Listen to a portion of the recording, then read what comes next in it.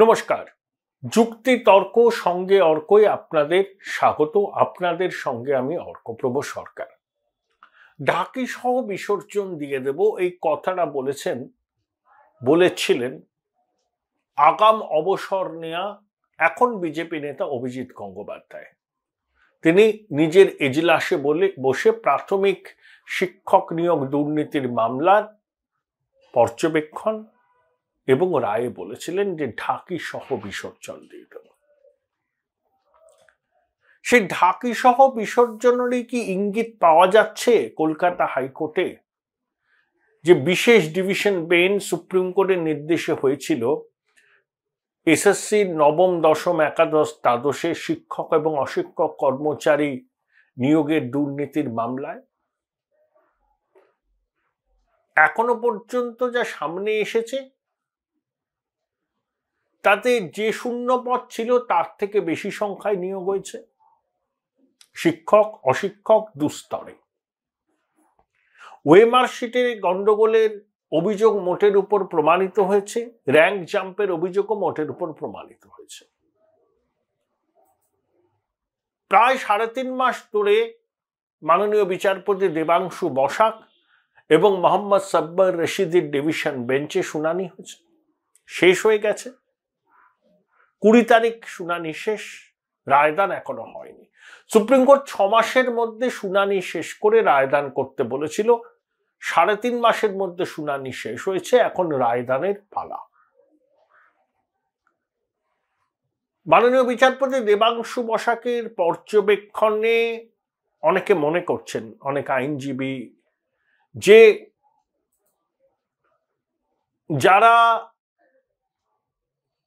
দুর্নীতির মাধ্যমে চাকরি পেয়েছেন, মানে ধরুন স্যাংশন পোস্টের অতিরিক্ত যেসব নিয়োগ হয়েছে সেগুলো বাতিল হবে, হয়তো ওয়েমার্কশিট জালিয়াতি, র্যাঙ্ক জাম্পের কেসেও নিয়োগ বাতিল হবে। আবার এমনও হতে পারে দুর্নীতির গভীরতা এতটা বেশি বলে যদি বিচারকরা মনে করেন তাহলে পুরো প্যানেল বাতিল করতে পারেন, আবার ওয়েমার্কশিটের পুনর্মূল্যায়ন করে প্রথম থেকে নিয়োগ শুরু করতে পারেন। সব সম্ভাবনাই আছে। দুর্নীতি যে হয়েছে সেটা প্রতিষ্ঠিত, সেটা নিয়ে আর লুকোচুরি করার জায়গাটা বোধহয় নেই। বঞ্চিত চাকরি প্রার্থীদের আইনজীবীরা কি বলেছেন? যারা এতদিন বেআইনিভাবে চাকরি করেছেন এবং সরকারি কোষাগার থেকে বেতন পেয়েছেন, মানে জনগণের টাকা পেয়েছেন বেতন হিসাবে, সেই টাকা তাদেরকে ফেরত দিতে হবে। এখন যদি একটা বিরাট সংখ্যক নিয়োগ বাতিল হয় আদালতের নির্দেশে, তখন একটা সামাজিক অস্থিরতা তৈরি হতে পারে, অবশ্যই হতে পারে। যদি 10-11 হাজার নিয়োগ বাতিল হয়, তাদের পরিবার পরিজন, তারা তো বেআইনিভাবে চাকরি পেয়েছেন, যাদেরকে টাকাটা দিয়েছিলেন সেই টাকা তারা উদ্ধার করার চেষ্টা করতে পারেন। চূড়ান্ত অব্যবস্থা, সামাজিক বিশৃঙ্খলা দেখা দেবে এবং শিক্ষা ব্যবস্থার কি বলবো বুনিয়াদী কাঠামোতে কিন্তু প্রশ্ন উঠে যাবে যে মানুষ এ রাজ্যের শিক্ষা ব্যবস্থার উপরে কিন্তু আর ভরসা রাখতে পারবেন না। যতই মহিয়সী নারী এবং নাট্যকার শিক্ষামন্ত্রী অভয় বাণী দিন না কেন, মানুষের বিশ্বাস এবং ভরসার জায়গাটাই চলে যাবে, মানে সমূলে উৎপাটিত হবে। তবে 23 লক্ষ ছেলেমেয়ে পরীক্ষা দিয়েছিল, তাদের কথা ভেবে এবং সামগ্রিকভাবে সমাজের কথা ভেবে আদালতের উচিত কঠোর পদক্ষেপ নেওয়া। এটা একজন সহনাগরিক হিসাবে আমার বক্তব্য।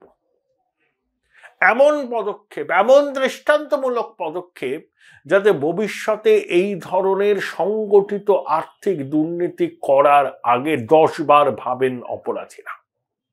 কাউকে রেয়াত করা যাবে না। হয়তো প্যান্ডোরার বাক্স খুলবে, সামাজিক অস্থিরতা হবে, কিন্তু 10,000 জনের চাকরি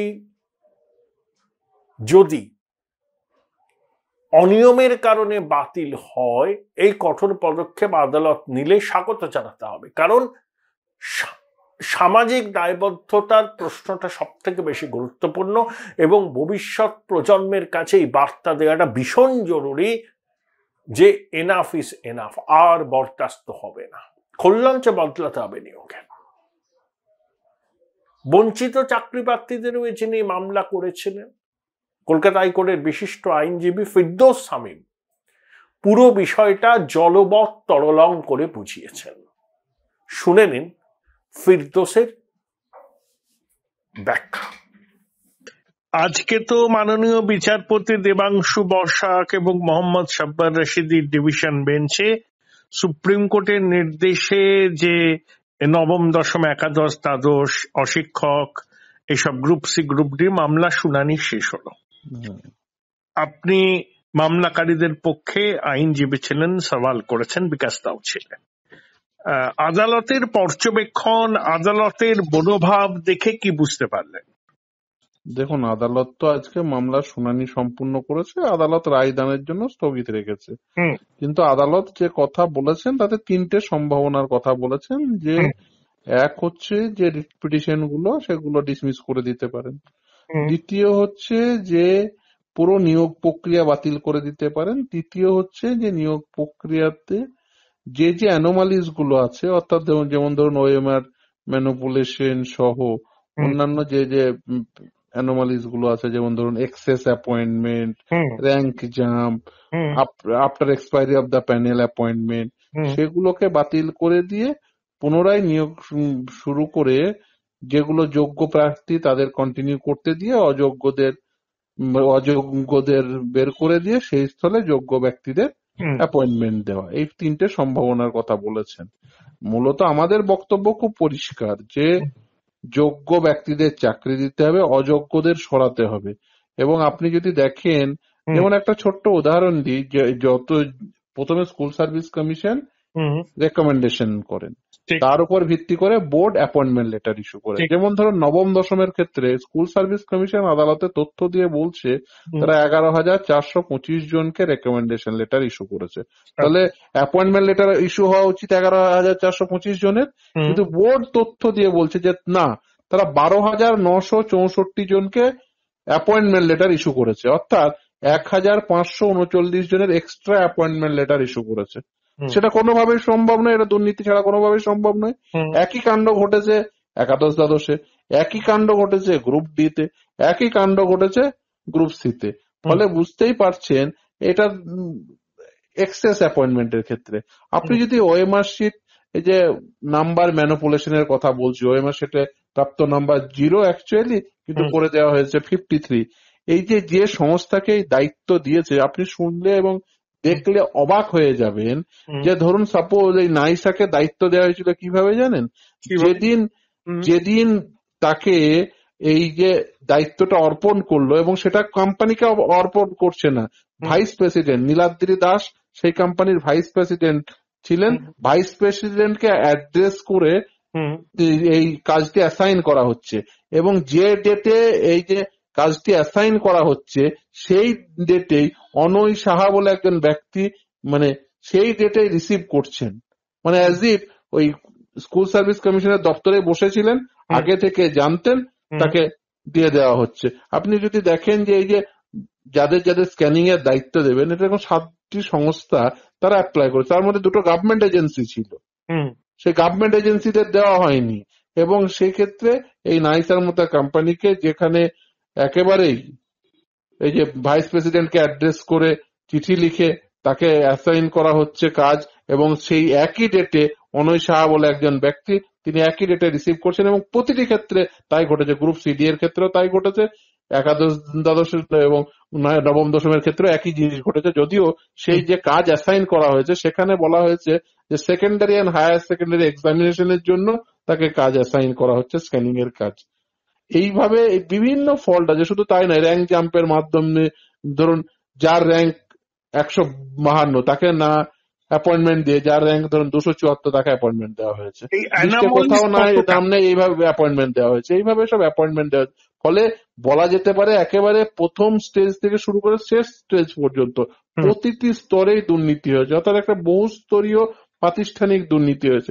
তার পরিণতি যা হওয়া উচিত আমরা আশা করছি সেই পরিণতি হবে, এবং যোগ্য চাকরি প্রার্থীরা তারা চাকরি প্রাপক হিসেবে চাকরি পাবেন। আরেকটি কথা মহামান্য বিচারপতি যেটা বলেছেন, তিনি যেটা ভাবছেন সেটা এক্সপ্রেস করেছেন, আমরাও সেটাই বলেছি যেটাই হওয়া উচিত। সেটা হচ্ছে যে সাপোজ ধরুন একজন ব্যক্তি চাকরি পাচ্ছে, চাকরি ধরুন পাননি, কিন্তু সে চাকরি পেতে পারতেন 2019 সালে তাহলে, বা 2018 সালে, তাহলে সেই ব্যক্তিকে আপনি যদি 2024 চাকরি দেন, তাহলে তার যেন এই যে সার্ভিস এফেক্ট গুলো সেই 2018 সাল থেকেই কন্টিনিউ করে। এটা আমাদের সাবমিশন ছিল এবং মহামান্য বিচারপতিও সে কথা বলেছেন।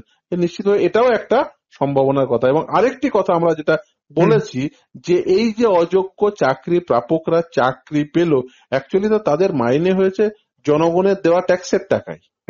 এখন তারা দিনের পর দিন অযোগ্য হওয়া সত্ত্বেও তারা কিন্তু মাইনে পেয়ে গেছেন, অর্থাৎ জনগণের পয়সায় তারা পুষ্ট হয়েছেন।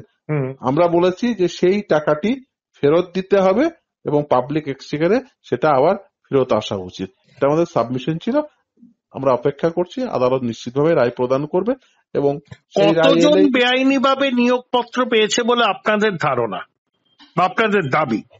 দাবি নয়, এটা সিবিআই অলরেডি আদালতে রিপোর্ট আকারে রিপোর্ট দাখিল করে বলেছেন। ফলে সেই রিপোর্টটা যদি আপনি গো থ্রু করেন তাহলেই বুঝতে পারবেন। প্রায় যেমন ধরুন প্রায় 9,000 জনের ওএমআর শিট ম্যানিপুলেশন আছে, নবম দশমে 183 জন র্যাঙ্ক জাম্পিং আছে, একাদশ দ্বাদশে 39 জন র্যাঙ্ক জাম্পিং আছে। এর বাইরে ধরুন নন লিস্টেড ক্যান্ডিডেট, এই এক্সেস অ্যাপয়েন্টমেন্ট সংখ্যাটি কোনোভাবেই 13-14 হাজারের নিচে হওয়ার কথা নয়। প্রায় 25,500 ধরুন অ্যাপয়েন্টমেন্ট পেয়েছে যদি আপনি সমস্ত সংখ্যাগুলো যোগ করেন। যেমন ধরুন অ্যাপয়েন্টমেন্টের কতজন অ্যাপয়েন্টমেন্ট পেয়েছে, যদি বোর্ডের দেওয়া তথ্য আমি সঠিক ধরে নিই, নবম দশমের ক্ষেত্রে 12,964 জন, একাদশ দ্বাদশের ক্ষেত্রে 5,756 জন, গ্রুপ ডি এর ক্ষেত্রে 4,550 জন, আর গ্রুপ সি এর ক্ষেত্রে 2,483 জন। আপনি যদি যোগ করেন সংখ্যাটা ওই 25,500 মতো হচ্ছে। ফলে আপনি যদি সেই সংখ্যার মধ্যে আপনি দেখতে পাবেন প্রায় 12 থেকে 14,000 জন বিভিন্ন ভাবে ম্যানিপুলেশন, কারোর ওএমআর শিটের নাম্বার ম্যানিপুলেশন, কারোর ধরুন র্যাঙ্ক জাম্পিং, কারোর ধরুন নন লিস্টেড, ফলে কারোর ধরুন এক্সেস অ্যাপয়েন্টমেন্টের মধ্যে তাদের অ্যাপয়েন্টমেন্ট লেটার গুলো ইস্যু হয়েছে যে 1,539 জনের নবম দশমের ক্ষেত্রে। ফলে একটা হিউজ সংখ্যায় মানে স্কুল সার্ভিস কমিশন তারাই যে তাদের অ্যাসেসমেন্টের উপর ভিত্তি করে তারা যে রিটেন নোটস অফ আর্গুমেন্ট আদালতে জমা করেছেন সেখানে তারা একটা পার্সেন্টেজ দেখিয়েছেন। যেমন ধরুন গ্রুপ ডি এর ক্ষেত্রে প্রায় 43% মতো এরকম করে দেখিয়েছেন। ফলে তাদের অ্যাসেসমেন্ট অনুযায়ী, যদিও তারা সেটা সম্পূর্ণভাবে গ্রহণ করছেন না, কিন্তু তারপরেও তাদের অ্যাসেসমেন্ট অনুযায়ী যেটা স্কুল সার্ভিস কমিশন তাদের রিটেন নোটস অফ আর্গুমেন্টে জমা দিয়েছেন, সেখানে বেশ ভালো পরিমাণে এই যে চাকরি বাতিলের সম্ভাবনা দেখা যাচ্ছে যে ওএমআর ইস্যুতে, র্যাঙ্ক জাম্পিং ইস্যুতে। অভিজিৎ বাবুর কথা ধার করে বলতে হয়, এ তো কার্যত ঢাকি সমেত বিসর্জনের মতো বিষয় হয়ে দাঁড়াচ্ছে। অ্যাকচুয়ালি অ্যাকচুয়ালি যে পরিস্থিতি তৈরি হয়েছে তাতে আপনি টেন্টেড ক্যান্ডিডেট এবং নন টেন্টেড ক্যান্ডিডেট সেটাকে সেপারেশন করা, তার পৃথকীকরণ করা প্রায় অসম্ভব হয়ে দাঁড়িয়েছে। তার কারণ আমাদের যে নিয়োগ প্রক্রিয়া, সেই নিয়োগ প্রক্রিয়ার যে আইন, এই বিশেষ করে এই নবম দশম, একাদশ দ্বাদশ, গ্রুপ সি, গ্রুপ ডিতে, এবং সেই আইনগুলোকে মেনে আপনাকে নিয়োগ করতে হয়। যেমন ধরুন ওএমআর শিটের প্রাপ্ত number plus academic qualification plus professional কোয়ালিফিকেশনের নাম্বার যোগ করে আপনাকে ইন্টারভিউ কল করতে হয়। সেটা একটা রেশিও মেনটেন করে ফাইনাল ভ্যাকেন্সির উপর ভিত্তি করে। ধরুন ফাইনাল ভ্যাকেন্সি 100 হলে আপনাকে 1:1.4 রেশিওতে অর্থাৎ 140 জনকে ডাকতে হবে। এখন ওএমআর শিটে যদি ধরুন নাম্বার ম্যানিপুলেশন থাকে, অর্থাৎ যারা ডাক পেত না ইন্টারভিউয়ে তারা ডাক পেয়ে গেছেন, তার মানে আপনাকে আবার ইন্টারভিউ স্টেজ থেকে অর্থাৎ ইন্টারভিউ লিস্টটাকে প্রিপেয়ার করতে হবে। মানে যারা ইন্টারভিউ ডাকার যোগ্য নয়, ইন্টারভিউ ডাক না পাওয়ার যোগ্য, তারা অ্যাপয়েন্টমেন্ট পেয়ে গেছে।